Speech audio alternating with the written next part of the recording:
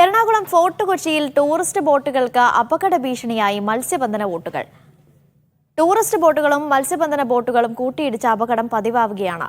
അപകടകരമായ രീതിയിൽ മത്സ്യബന്ധന ബോട്ടുകൾ നിർത്തിയിടുന്നതാണ് അപകട കാരണം.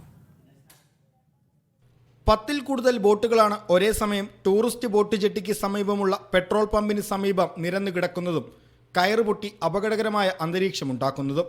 ഇതുമൂലം വിനോദസഞ്ചാരികളുടെ ബോട്ടുകൾക്ക് പ്രവേശിക്കാൻ ബുദ്ധിമുട്ടുണ്ടാവുകയും മത്സ്യബന്ധന ബോട്ടുകളുടെ യന്ത്രങ്ങൾ ഒരുമിച്ച് പ്രവർത്തിക്കുന്നത് മൂലമുണ്ടാകുന്ന ഓളങ്ങളിൽ ആടിയുലയുകയുമാണ്.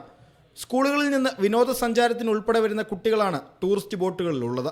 ഭീകരാന്തരീക്ഷം തരണം ചെയ്താണ് ഇവർ ബോട്ട് ജെട്ടിയിൽ ഇറങ്ങുന്നത്. ടൂറിസ്റ്റ് ബോട്ടിൽ എത്തുന്നവരുടെ സുരക്ഷയിലും ബോട്ട് ജെട്ടിയുടെ സുരക്ഷയിലും ആശങ്കയുണ്ടെന്ന് Cochin heritage zone conservation society nodal officer Boney Thomas പറഞ്ഞു.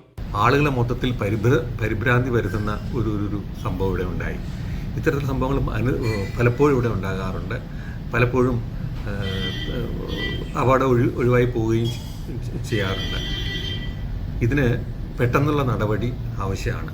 വടംപൊട്ടി മത്സ്യബന്ധനയാനങ്ങൾ തീരത്ത് ഒഴുകി നടന്നത് കഴിഞ്ഞ ദിവസവും വലിയ ആശങ്കയാണ് ബോട്ട് ജെട്ടിയിൽ ഉണ്ടാക്കിയത്.